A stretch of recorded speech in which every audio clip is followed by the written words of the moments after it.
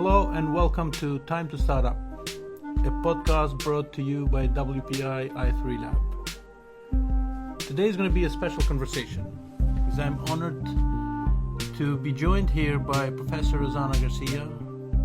She is the Beswick Endowed Chair of Innovation and Entrepreneurship at WPI Business School. She's a two-time startup founder. She is also the founder of the i3 Lab, which I work, makes her my boss. And she is also a fellow of the OPED project on public voices in technology for the public interest, which we'll talk a little bit about it towards the end of the podcast.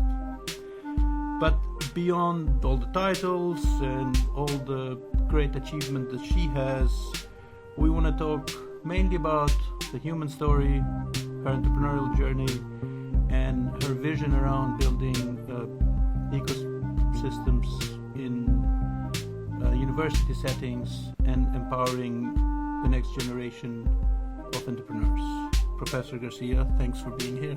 Thank you for inviting me. Happy to be here. Yeah, thank you. This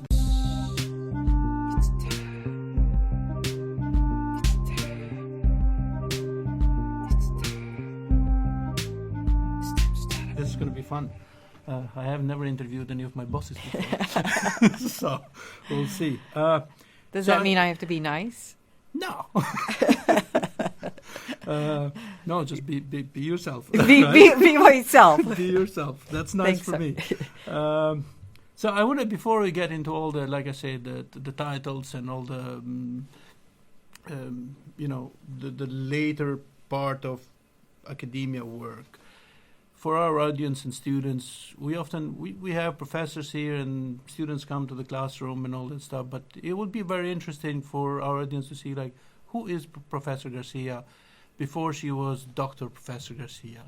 Who is Rosanna Garcia? What is her early life? What inspired her? If you can talk a little bit about that. Okay.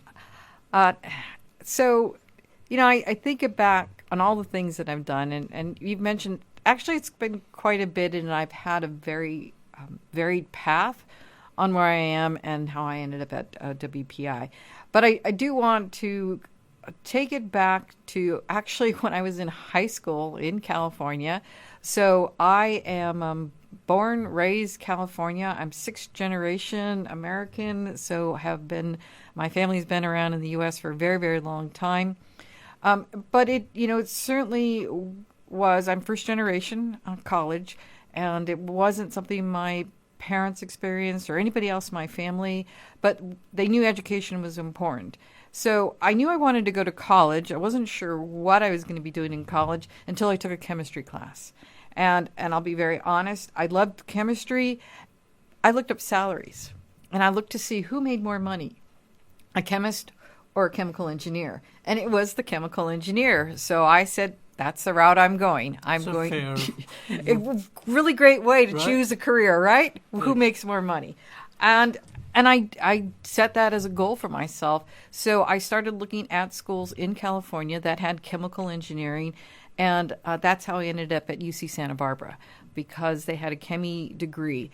I will say back then, not only was I one of the few women in the classroom, I was definitely maybe the only Hispanic in the classroom at that time. So there was very, very few Hispanic females and Hispanics looking at engineering. And I do have to say that the university there was very, very supportive of us, and that made a big difference. So you mentioned that, and it's from today's world, it's kind of almost seem like, what is she talking about? I was the only Hispanic. And I'm thinking California, large Hispanic population, probably the only person, female and Hispanic in the class. What was that like? It's different now because you can find your other people that you can resonate with. How was that for you? At the time, I didn't realize how challenging it actually was. And part of it is because I did have great university support, and that made the world of difference to me. And I think, like I said, everything that I do now and everything I'm doing today actually does stem from that beginning. One, engineering, innovation, but also having such strong university support. And that's what we try and do at the I3 Lab. And you know that's my mission there. You know, we are there for the students, 100%. But I do think that also goes back because I got 100% support from the community when I was at UC Santa Barbara. And I truly believe that that made a difference. I even looked for the main mentor recently and went on LinkedIn and thanked her. Oh, because wow. it was, you know, like I said, it impacts everything that I do That's today. I'm going to throw it out there and to WPI. Our numbers are not that great when it comes to women. And I just looked at these numbers. So 60% of our population is for male and 40% is women. It's been going down in more recent years. And I think we can do a better job of being more inclusive and showing women and of all nationalities that they are welcome here and should be in looking at STEM degrees. So that's also, as you know, the other part of kind of my mission in life is just to make sure that it's open to anybody who wants to explore it. Like I said, I didn't know anything about engineering, and I ended up there because it made more money. Nobody in my family knew what engineering was.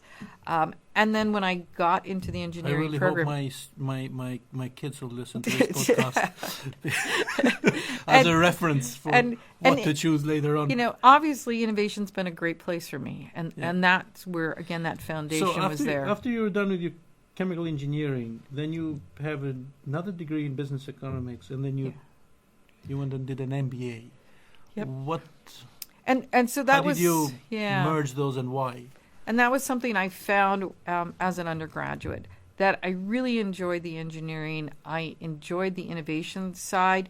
And this is probably where, in the classroom, I struggled. And I freely admit that to anybody. I struggled, and I struggled a lot. And I thought I wasn't good. And something that probably in the classroom, that's probably where women were seen as, well, you aren't capable of being an engineer. And I probably got some of that and took it and internalized it when it's not true. And so I started to explore what were the things that I could do with innovation. And I said I could combine business and innovation together. And so I actually ended up making that major for myself with 2 degrees. So I ended up graduating with both degrees, with a business and in engineering. However, it was very good for me because I think that's where I fit. That's the way my brain works, is looking at the more the ecosystem part of it, and that's the business side, as well as the innovation side. So when I went on for my MBA, I worked for a couple of years in the industry, in chemical engineering area, and then I went to business school. And in business school, it's actually where I really found my grounding, because I took a class in new products. And so, this is for faculty and students. You don't know who's going to impact you and why. I love that new products class. I'm like, this is me. This is it.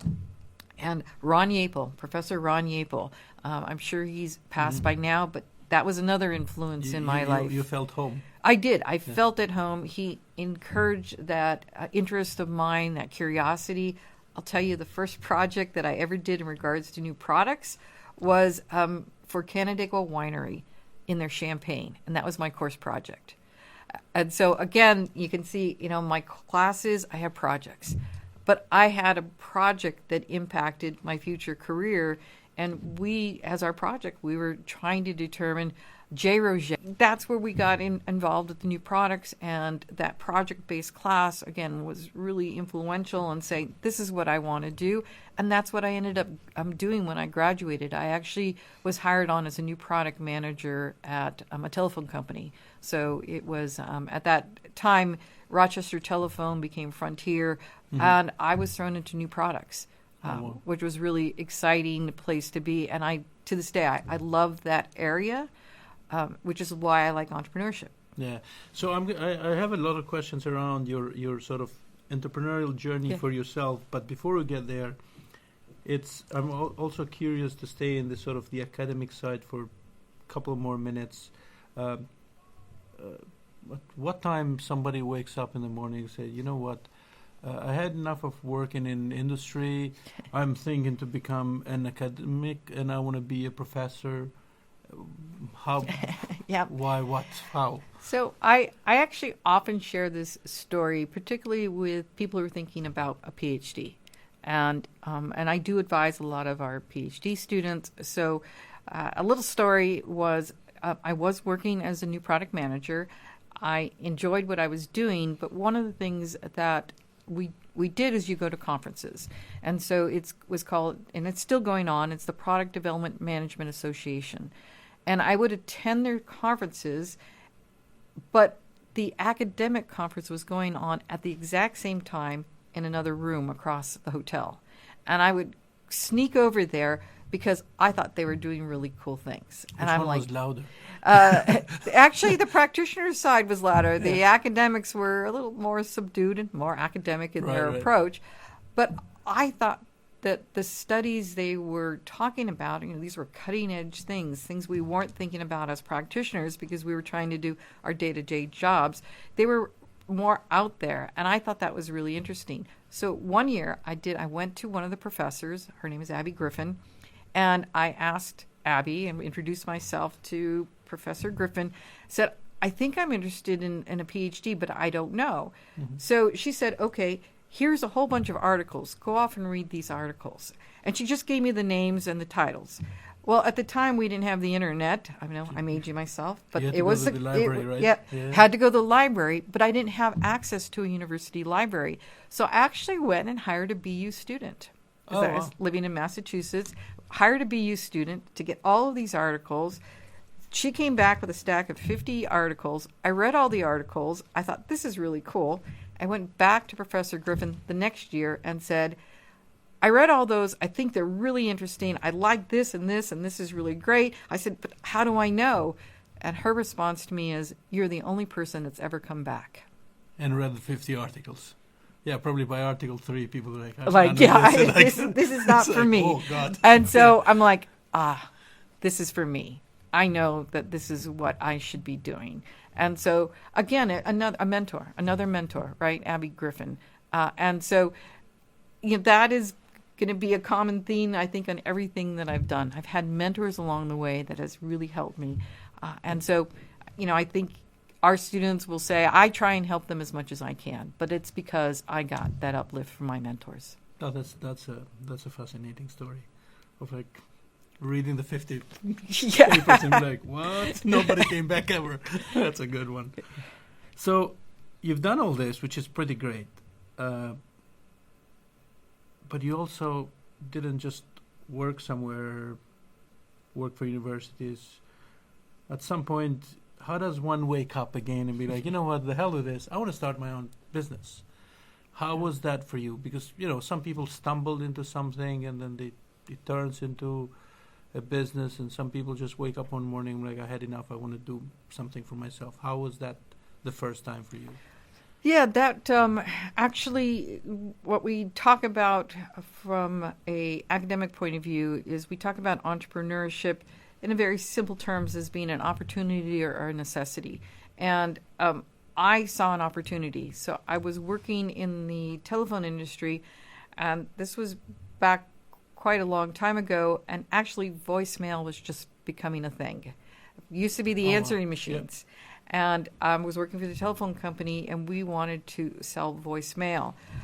And the opportunity that came along was that I saw that there needed to be a way to let you know you had a voicemail, because there wasn't a way of doing that. So I came up with an idea, and that idea actually was an attachment for telephones when we had the physical telephones, and put it out there. And we called it vaporware at the time. And since I'd been working with new products, I knew how to do this, how to test out a new product in the marketplace. And I threw out an ad and got a response. And we got enough responses that we say, okay, we better go out and build this. And that's actually what happened. So you threw the ad first without building the product? Yep. And that's why they call it vaporware. I don't know how many people do that now. It's probably not encouraged. Yeah, that's interesting. Yeah. Yeah, and so you're doing this. You have a background in academia a little bit. You've Well, been I when I first started my first company, I didn't have academia. Oh, so you were in before you did your PhD, Yeah. your first company. Yeah. But you had product experience. Yes. Yeah. And all that. Then you went on and built a second company, which you still run. Yes, and so there's a. So a why whole, does somebody who does it once be like and knows all the, the madness that goes into starting a business, right? And the, sleepless nights and all that. You're like, you know what? I'm going to do this again.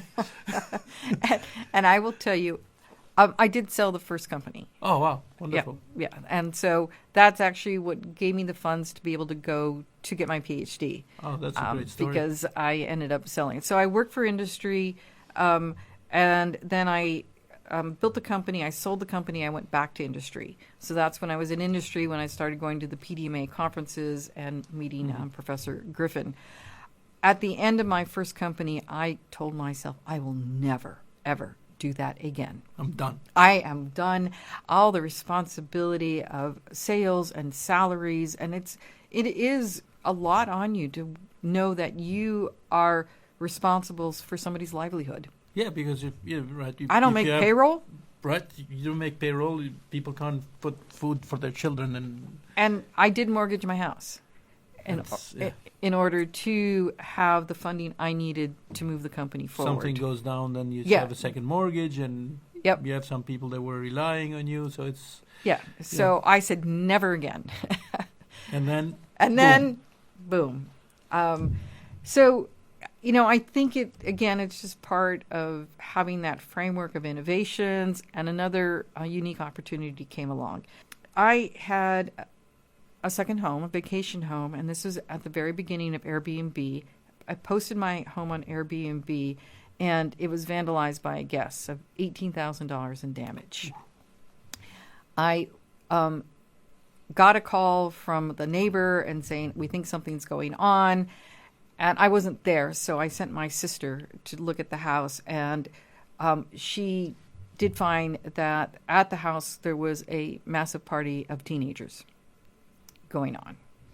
And what had happened, and this was early on Airbnb, is that the person who rented my place used a stolen credit card to put down on Airbnb and a fake ID. Mm.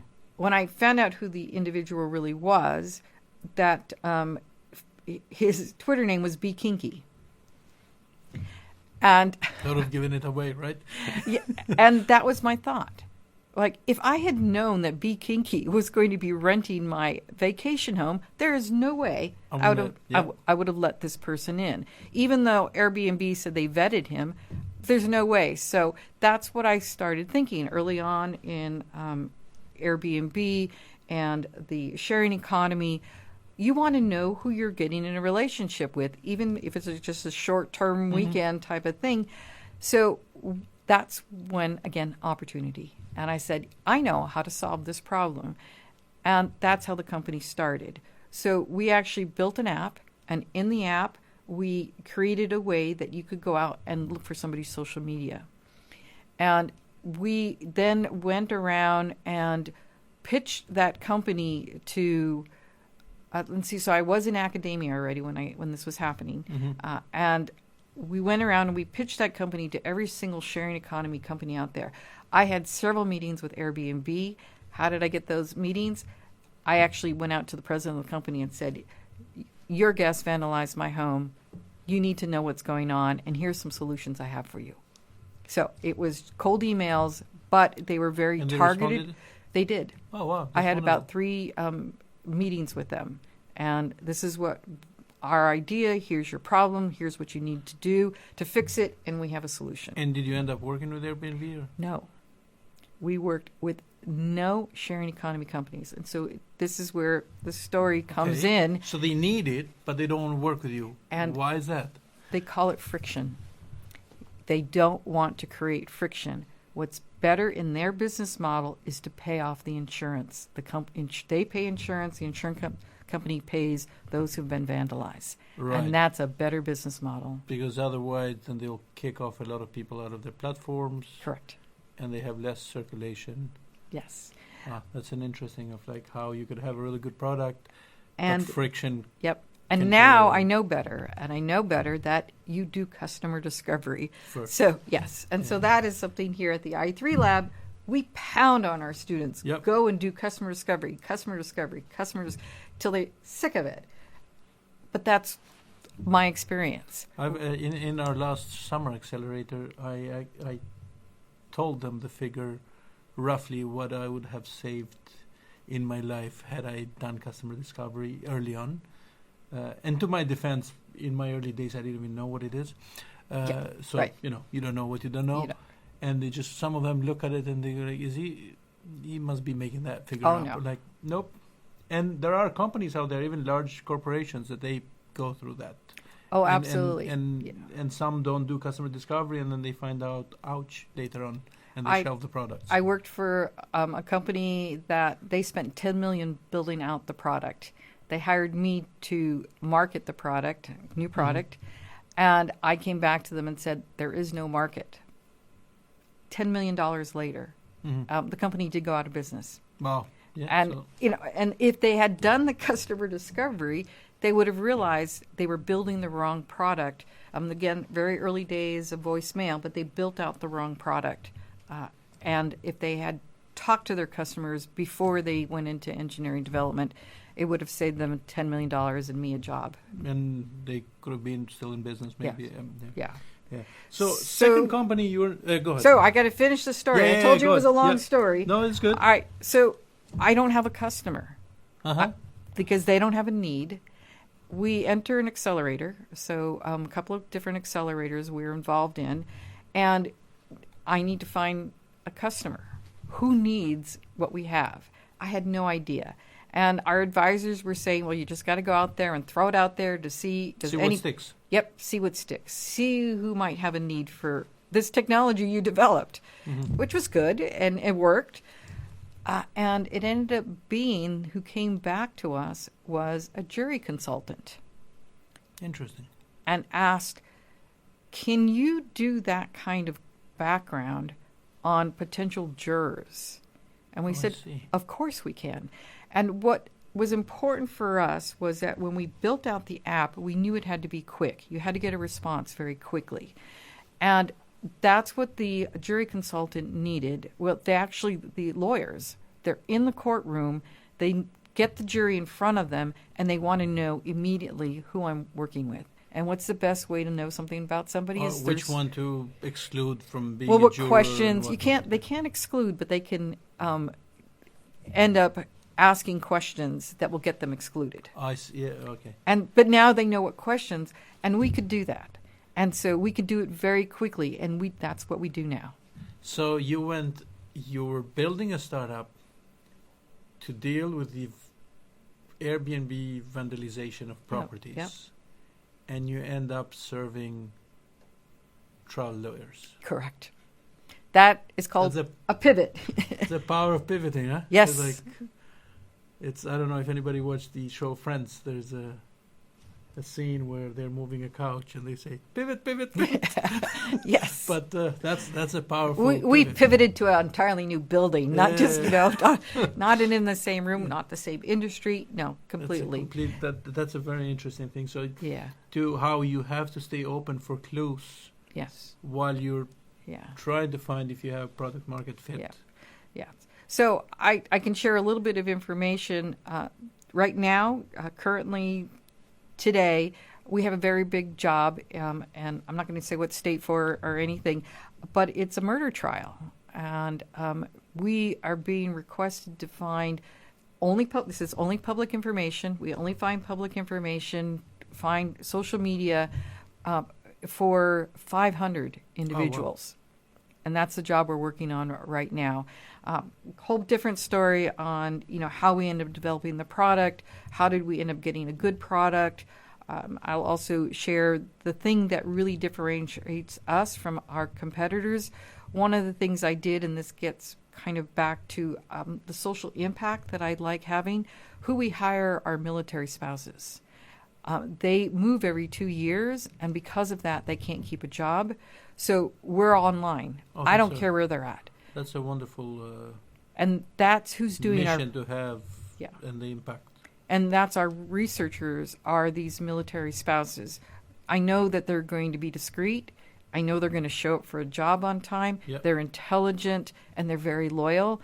I know I have one in Germany right now because that's where her husband is stationed. Oh, wow. But she can work for us. It doesn't matter. We're picking up public information only, so she can access what's public, and then we repackage that and get it to the lawyers. So this particular case is going. They're going to start jury selection on Monday. We got the job yesterday, Oh, and nice. so we'll be doing 500 names between now and then. So like I say, that is what we differentiates us, is that we're quick and we're accurate. That's a wonderful story also, and it goes to say that you can build a company, you can have a for-profit business, Mm-hmm. and you can make a ton of money, and you can also at the same time have a good social mission. And that is definitely our social mission. These things don't have to be opposites of No. each other. They can go hand in hand easy. So let me ask you a couple of questions around. So second time around, you are in academia, you have a PhD, you've been teaching for a while, you're doing research papers, and we won't go too much into it today, but she's a very well-established researcher and a published academic, but we'll probably have that discussion another time when I know how to read her papers. Just so if you can maybe think for a second or two, like, now that you're equipped with all this from the academic background, how much did that help, or in maybe some cases hinder, your startup journey the second time around? You have all this knowledge with Yeah. you. Was it super extra helpful when you started the second business, or here and there? No, it was extremely helpful, and being able to just have that knowledge base. So, part of it, of course, was my industry background, new products, really knowledgeable about that, how to get things into the marketplace, and so, of course, that's very useful when it comes to launching your company. But also, it gives me a sense of we study ecosystems, and so understanding the ecosystem and the resources that are available, and knowing where to go to look for help. So Mhm. kind of getting back to that mentor thing. You always, no matter where you are, there's people that are experts in the area you don't know about, and I know I can go and look for these experts and call upon them, and that they'll be helpful, and that's where the academic side has certainly come in. A question, may be asked, well, why am I staying in academia? Why don't I just go off and keep running this company? Why do I do both? But for me, I think it also gets very important. I actually took a leave of absence from academia Mhm. and to focus on the company. So I took 6 months off and only focused on the company to try and get it to scale, get it to grow. But what I did for myself in that period of time, every single day, I wrote down, where did my joy come from? Oh, I see. And at the end of this period, my joy came from being a mentor to other startups. Oh, I see. So it was that beyond the money part. Yes. Gave you more fulfillment than Then let me be the full-time CEO Correct. of the company. of a company and Yeah. seeing it scale and seeing it grow. And that's when I said, I need to be in academia. You And did. and I do advise people, if you're in a dilemma, I'm not sure which route to go, it's Test a it out. really great exercise. Mhm. At the end of the day, where did you get your joy that day from? And it's going to lead you to a place, hopefully that makes money, Yeah. but also is satisfying for who you are and what you believe in. All right, we're going to do a quick fire round, if you don't mind, and then we're Okay. going to move to the work at WPI, Okay. because I'm excited to talk about that. What is the biggest myth about startups, according to you? I'm going to say it's funding. There's a lot of uncertainty about how to get funding, and there's two sets of stories. One is that funding's easy. You just pitch your AI company and you're going to get funded. It used to be pitch your internet company and you'd get funded. And so there's these trends that happened. And there's the opposite side is that pitch your company and you won't get funded, no matter how hard you try. And I do feel that not every company is going to get VC funding, nor should you want VC funding. And so, as you know, there's a whole big discussion there. So I think the biggest question that comes out is, how do I get funding? Do I go to friends and family? Do I go to angels? Am I really a VC company? Do I mortgage my house? Do I do a double job while I'm getting my company to launch? Do I go to the i3 lab and ask for grants and win pitch competitions? If you're a student, you do. Yes. And there's also something we call non-dilutive funding, which is grants. So I think that's a mystery that people don't know, how do I fund my company? So they get all confused in that whole... Yeah. And you hear all these different things. No, you need a VC funding. No, you don't need VC funding. And now with a lot of news and videos and there's everybody advising everybody, and not all advice is good, unfortunately. So and people get more confused. So knowing how to clear through the noise from that.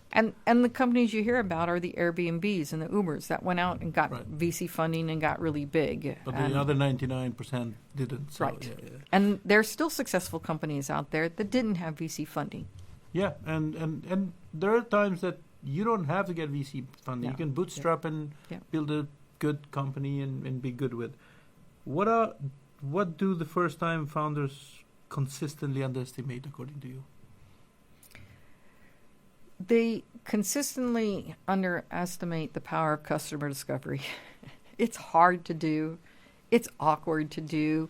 If you talk to strangers. I just talked about it in my class last night. It is one of the most difficult things to do, is to go out and talk to a stranger. It's just uncomfortable. But as we know, and I said in my earlier story, it's so powerful. That amount of time, it's a little bit amount of time, it's cheap to do, it's your own time, so it's not these big expenses, will have such a strong benefit down the road. Remember, customer discovery. Those two words. Yeah. All right, so this is more personal. Were you ever, while you're building these companies, the first time or the second time, did you ever have a moment of like, that's it, I'm going to quit this? Every day. It's too much. I knew I was just going to go there. Every day. Really, like, I'm done with this. I'm done with this. Right, and then you wake up tomorrow morning and you're like, gotta keep going. And if I could just throw a little tidbit in there, which it ties to my research. And so one of the things that I research is these not high growth companies. They are growing, scaling companies, but we do find that women and marginalized populations is what we call them. So they may be racially marginalized, from a physical perspective, previously incarcerated. That's the marginalized population. That population has a tendency to look at not just the revenues, but their social impact. And that's what I try and understand in my research, because I know, as we talked about, I'm not just about the money. I'm also about who am I impacting, and my employees are one of those that I impact and have a positive impact on. Some people, it's their customers. Some people, it's the environment. And so that is what keeps us going on a day-to-day basis. Even if I had more money in the world that I knew what to do with, I'd still be doing the company because of the impact I know I'm having on my employees. So it's more now at this point, more for the employees, and then keeping it going for them. Then it's like, I can make X amount more. And what we find in the research side of it is that profits is not the only success story. And that these companies have other reasons for being successful. Is it their family success? Is it their community success? Is employees, a lot of employee empowerment that we see. And that's what gets them up and motivated every single day, as opposed to saying, I'm putting another $1 million in my bank account. I don't think the story gets told enough, though. I agree. I wish there was more of emphasis in this story, especially in the United States. Yes. I mean, it's a great fertile ground for entrepreneurship, the greatest in the world. But I wish there were more voices talking louder about this side of entrepreneurship. Yeah. And that's what I try and do in my research, is get those voices heard. Yeah, that's a wonderful story. And all right, so let's shift to your WPI work. Yes. So you've been here for 5 years now? It'll be 6 5 years. It'll just finishing up 5. Just about 5 Mhm. years. You show up at WPI. It's, well, you're familiar with Massachusetts, but I was going to say it's cold. It's like you've been here before. And you are named the Beswick Chair of Entrepreneurship at Innovation and Entrepreneurship at WPI. And you founded, used to be called the Business Development Lab, now the I3 Lab. Why, as I say, wake up in the morning and I need to do this? Was there a gap? What was going on? They were like, okay, this needs to be done. Yes. So you mentioned the Business Development Lab, and so that is where I first started, and that's where you and I ended up meeting and working together. And it really was, what I saw at WPI was there was a gap, and a gap both for faculty and students on how to take an idea and get it into the marketplace. And now you know my history. That's all I've been doing on my entire life. From taking an innovation and then new products and get it out there in the marketplace, my companies. And I knew that with the right support, that the faculty and student ideas, we could get into the marketplace if that's what they wanted to do. And so that was my goal, was in setting up the Business Development Lab and really a focus on business. And then, so I'll say President Wong came to us and said, let's take it not just from a business school perspective, but let's open it up across campus. And that's when we started the I3 Lab. I do want to put out there, why did we call it the I3 Lab, and why was I insistent on calling it the I3 and not innovation and entrepreneurship? That's actually a very interesting story, because I remember still the whiteboard, we're whiteboarding, and I'm like, the name is up there, why? What's the deal? Yeah, and so, and important for me and the work that I do is inclusivity. And so part of inclusivity, particularly here at WPI, is our students aren't going to go and start companies. Most of them are not going to start companies, but they have ideas. And we want to encourage them to take those ideas and understand them and look to see what the market need is. And so that was ideation. We want to make sure we serve students that have ideas that may never want to start a company. And then some of them do. And so then understanding, how do you take an idea and make it an innovation? And so the short story is, you find the market need, and that's the difference between an idea and an innovation, understanding the market need. And then some of those, once they understand the market need, are going to want to actually grow their companies. And that's where the incubation comes in. So that's how the I3 Lab came. The other part that's important from an inclusivity is that in my research, and so this is where academia comes in with what I do, is that I found that women and racialized minorities don't call themselves entrepreneurs. They call themselves business owners. Yes. And is it the lingo, and I have my kind of anecdotal perspective of mine in it, but like, since you've done a lot of research on this area, is it to do with the language used around entrepreneurship, or is it? It actually stems from the origin of the word, which is French. Right. So like, what the hell it is? Nobody understands it. Right. Yeah. Nobody understands it. I can't even spell it most days. Thank God for spell check. Exactly. And so it has a sense of elitism.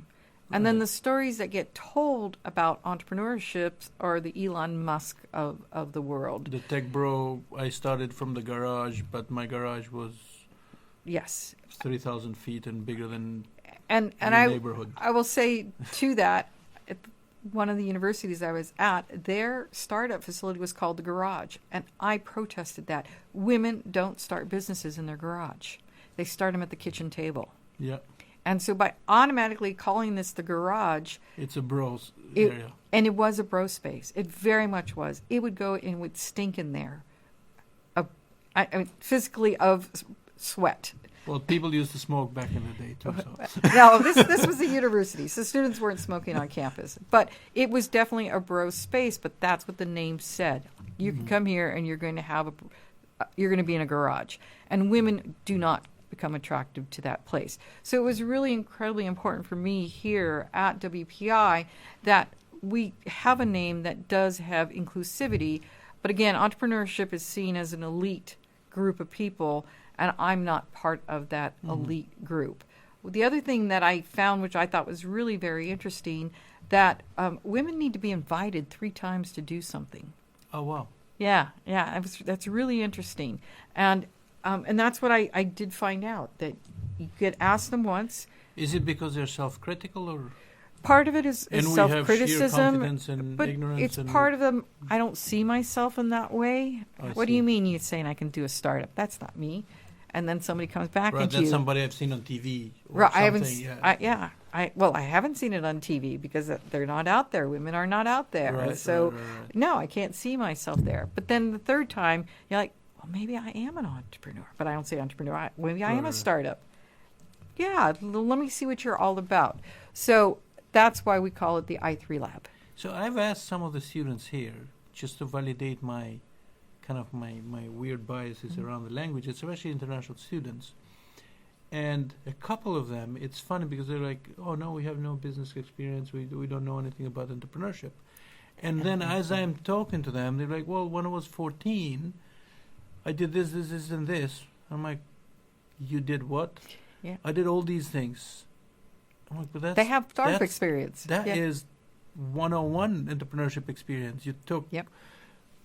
you from your kitchen table, you baked cakes and you sold them in a market stall, and you figured out what to price and what to do and how to sell more and how to scale it to You built 13 an app. restaurants, and you build an app, or you did this. Yep. I'm like, what do you mean you don't know anything about entrepreneurship?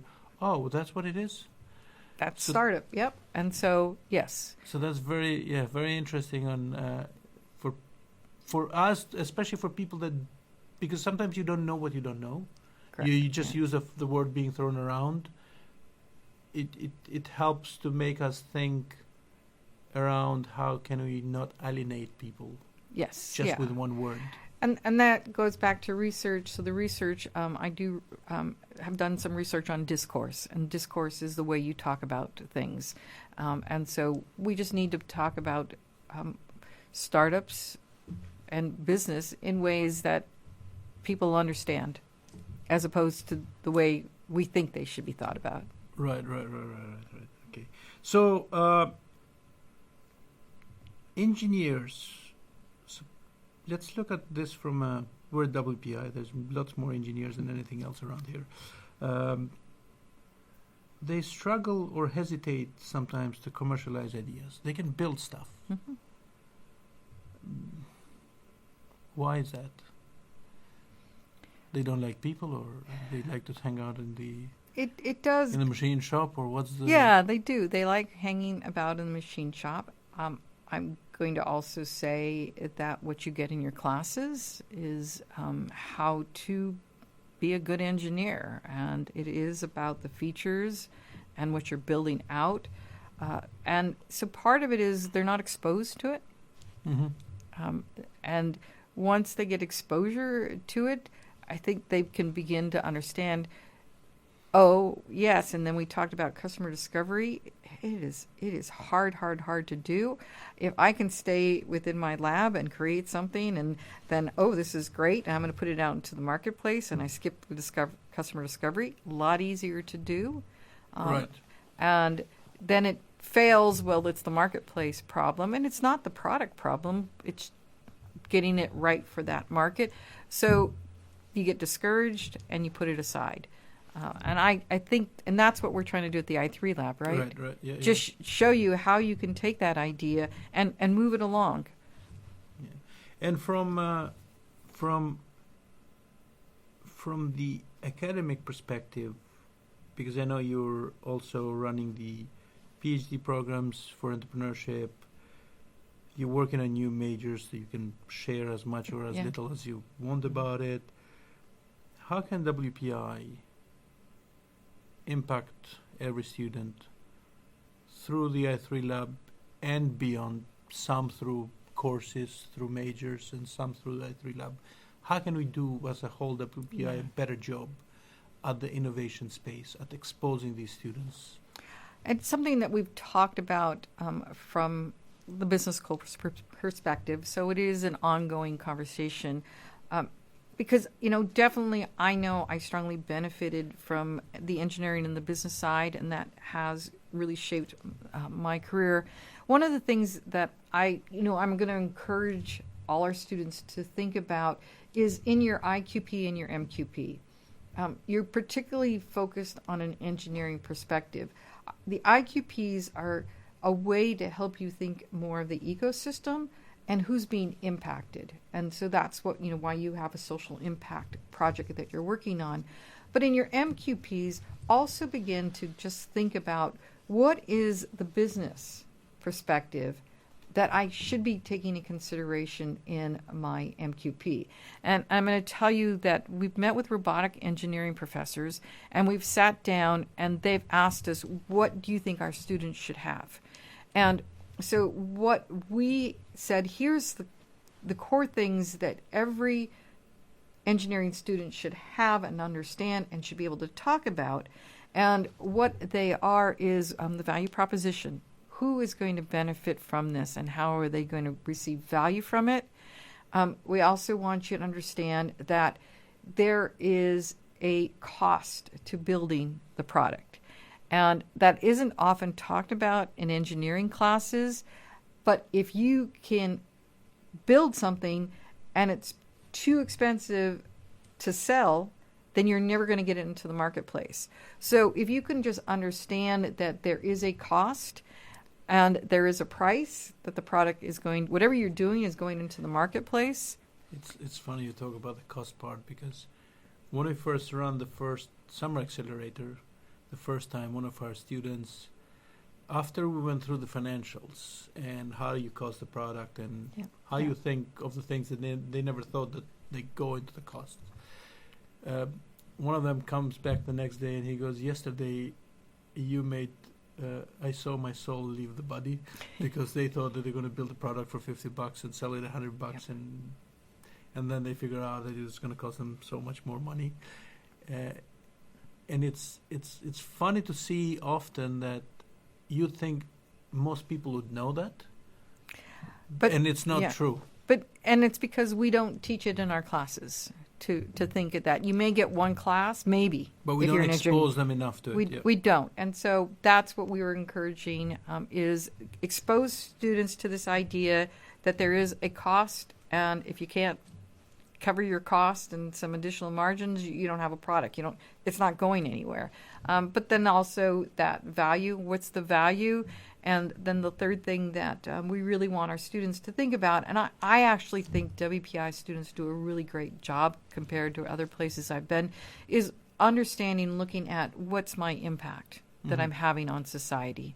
Is it a positive or is it a negative impact? And in the lab, we see students coming with all of these really cool ideas that do have a social impact. And they're pretty amazing. Yeah, they are. And that's just part of what they're doing and what they want to do. So I'm really thrilled that that's just an innate part of who a WPI student is. No, I mean, I'll say this in record. It's the students make, especially the part of the work that I do with you and everybody else at the I3 Lab, such a pleasure to wake up in the morning and go to work, because you're going to deal with these new ideas and they trying to do this thing, and they always have a social impact. And I look at it from that thing, like, thank God for young people.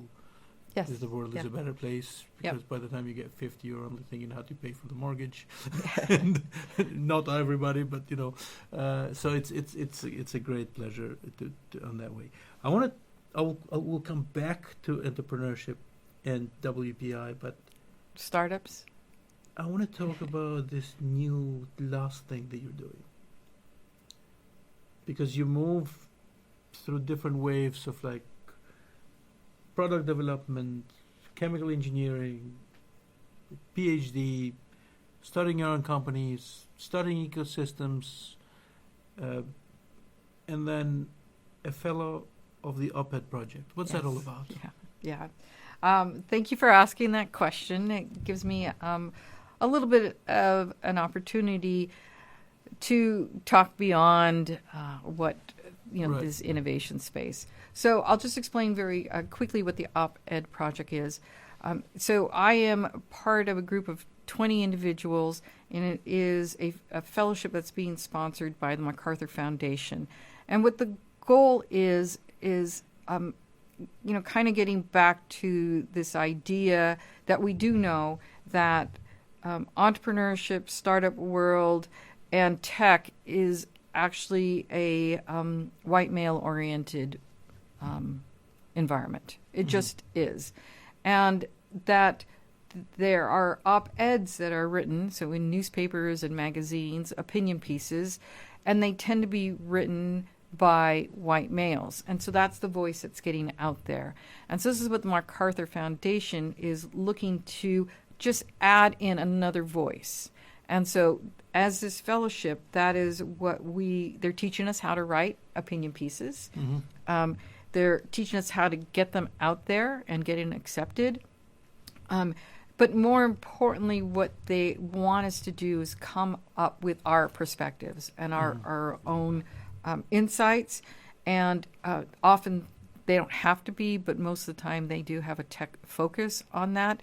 I just read an op-ed that was written by one of the colleagues in it, and she just really enlightened me quite a bit, like, oh, you're right, I don't think about this, and that's what's important. She was writing about the relationship between AI companies and this dysphoria in Africa. And there's a very strong push by these AI companies to get in Africa. And so she's questioning, is it really good for Africa as a country? And I'm like, water resources, whatever. Yeah, that they're, and gonna don't sell your soul, because Right. and that important piece of it too. She didn't use those words, but that was kind of this gist of it. And you has to benefit the countries that it's going into. And that was her opinion piece. And I don't think about that. And Right. this is a really great perspective. So also to just clarify, it's a matter of perspective. It's not Yeah. just because there's a lot of confusion and people go like, oh, what's the problem with a white male writing a piece? It's a matter of differences of perspective, not Right. that who the person is and what color he is, but if it's three guys from Maine always writing the pieces, then they're going to have the That perspective from Maine and Right. the shores of the Atlantic Ocean. That's about Yeah. it. Yeah. So you need that. Right. So that's So I am going to, if you want to read one of the op-eds that I have written, this one is not about technology, but it is my history, the roots of who I am. We've talked a little bit about it, and it actually is an anti-ICE op-ed that went into USA Today. So wow, that's a great publication. Yeah. So all you have to do is Google Rosanna Garcia, USA Today, and it will come up. And I talk about my brother's restaurant was raided by ICE, the impact it had on him, and the impact that it is having on me directly because of the color of my skin. And so this is what this particular op-ed talks about, is skin color. And Pantone is ratings of different skin colors. So that's what I used in that particular op-ed. So it, you can see it's not tech, but it is my perspective on what I am living with right now today in the United States. Let's hope it's a temporary. And we do hope it is Devin, temporary. All right. That's really wonderful. So I'll get back to a couple of closing questions here for you. Very impactful at WPI. It's I'm very thankful and grateful that I met you. We won't go into how the story. I was working on a failed startup when I met you. Let's put it that way. And it was very interesting because as I was closing it, I thanked everybody, and she's the only person that picked up on it, and she like tell me what happened, because everybody said when I was sending the emails, oh, okay, I'm sorry it didn't work out, see you later, and she's like, so what happened? And I'm like, oh, this person really knows the ins and outs of entrepreneurship, and the rest is history. But so here's a couple of questions. We're at WPI, plenty of students.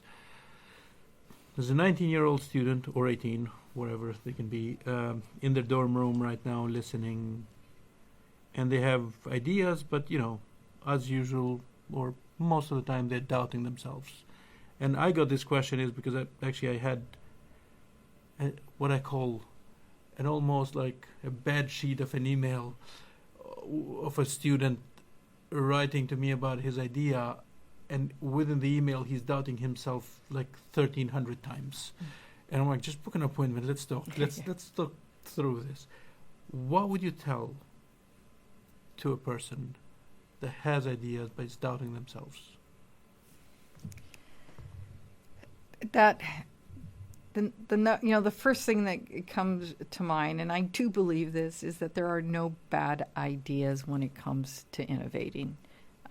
There's better ideas, but we call it the pivot, right? And so what we do is we take an idea that maybe is not well developed and develop it at the i3 lab. And so that's what we do, is we will help you take whatever your idea is, and it's possible that idea is not going to make it in the marketplace, and it's not because it's a bad idea, it's because the marketplace is not ready for it.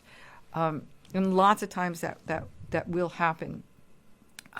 So I want to encourage all of our students that come to the i3 lab. We'll help you to evolve those ideas and do what you want with it. And if you want to take it to market, we will help you take it to market, and we will get you the mentors and everybody you need, because you and I are not the experts in a lot of areas. Oh, yeah, absolutely. But we'll find the experts for you to help you take it to that step, and that's a resource that's available to you at no charge. And boy, I can tell you that if we had that when we were starting our companies, someplace to go at no charge. So I've said that so many times, so now I'm beginning to say, if I had a dollar for every time I said this, like there was no such a thing when I was going through school. Right. You would have had tremendous impact, and either saved me money or time, or pivoted the idea to a better spot and place. It is amazing that this actually is a WPI, and hopefully more students take make use of it. Yeah. What is the future of entrepreneurship education from your perspective? There's a lot of drama in higher ed right now. Things are going AI all over the place. Are we living the best days? The best days coming, or where are we at? I think let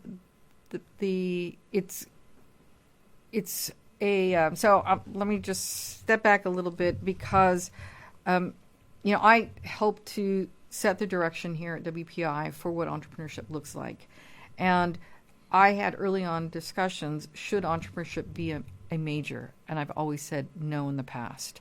And the reason why, when I made that conclusion at the time, is that it would be difficult for our students to get jobs with that. Oh, you're an entrepreneur. That means you're a maverick and you're not going to listen to the direction of the company. I no longer believe that is the outlook on entrepreneurship in the industry. Mm-hmm. That those with entrepreneurial training actually are ideal employees, because they come at it now, and this is what we do at WPI, and particularly i3 Lab, is they come at it from the innovation perspective, but now they also know the business side of it. Right. They know what a profit is, revenue minus cost, what a value proposition is, what the social impact. Those make ideal employees. And you can help them think big picture and understand the layout of the land and what they need to do. And there are not enough employees that have that type of thinking. I am working now on putting together a major that is innovation, entrepreneurship, and leadership. Oh, wow. And wonderful. We do know, and also another pitch for the i3 lab, that we know that students that have worked at the lab are getting jobs, and they're getting good jobs because they are being seen as coming from that ecosystem perspective that not many students do have. So I really think it is a benefit to have this type of thinking, where you are more holistic than you are for just an engineering degree or just a business degree. And that's what we provide to our students. So I personally think it's only going to grow, and it should. So the future is bright. It is. Don't listen to the doomsayers. It's bright. It's when you combine the two together. Yeah, you combine the two together. And this day and age, with tools and even with the help of AI and everything else, you can combine. And I'll throw a pitch out there. We have a lot of AI tools at the i3 lab that we do and we provide to students to help them to train that thinking in that direction. We're pro AI people. We are. Yeah. All right. This is my last question for you. Okay. At some point, we'll either move on or retire or say we've had enough of doing this, and it's normal in life. When you think about your legacy at WPI, what do you hope that students, I don't care for anybody else to be honest, what do you hope that students say about their experience and the impact that you had in them? That's a really good question. I haven't thought about it because I'm not retiring. No, I know you're not, but I'm not retired anytime soon. And I will tell you. But doesn't that sort of, and I don't maybe I'm revealing a lot about myself, but like, doesn't that become like a little bit of a driving how you conduct yourself, but how you try to do things for students so you can have an impact on them? Yes, and so my colleagues, my friends are asking, when are you going to retire? And I'm like, why would I retire? You wouldn't know what to do with. No, I know what I would do. I would do what I'm doing right now today. So I would be doing the same thing. Exactly, without getting paid. Yeah. I would be out there mentoring startups. I would be encouraging women to think about they're doing their startup. I'd be working with the racialized minorities and their startups. I'd be doing exactly what I'm doing now. So I think if anything I want our students to know about the i3 lab is we care about you and your goals and what you want to explore. And that has been my entire life. Like I said, I keep going back to I'm a better mentor than I am than a business owner. Mm-hmm. And that's what I want everybody to know. Yeah, and I know that's the same for you. It's unfortunately it's beyond the money. Hope my wife doesn't listen to this. But it's I've said this. I think I've said this to everybody. It's a very known thing. I have never had so much fun working with so little money in terms of pay. It's not that I don't get paid well, but it's just so much fun to go to work, and it's beyond the money, the impact of our work. And so that kind of loops us back to my beginning, right? I had the mentors that saw something in me and encouraged me to explore whatever it is I wanted to explore, and I want to give back in that way to our students and to those I mentor. Professor Garcia, thank you for your leadership. Thank you for having me. The courage and the commitment that you have to building ecosystems, mentoring, and the side of public good that you sort of never let go that piece. Because it's so easy once you're into the business to kind of get lost into that part of day-to-day and lose sight of what's really important, especially in the social impact. And thank you for sharing your story with us. And to our listeners, if you're listening, if this conversation inspired you, share it with your friends so more people can see it. And remember, innovation begins with your own beliefs. And get out of your dorm room. Come to the i3 lab. Second floor, Innovation Studio. Just come on upstairs. Yep. Take some actions. Yeah. And we will help you get your idea to a better place. Thank you for listening, and we'll see you next time.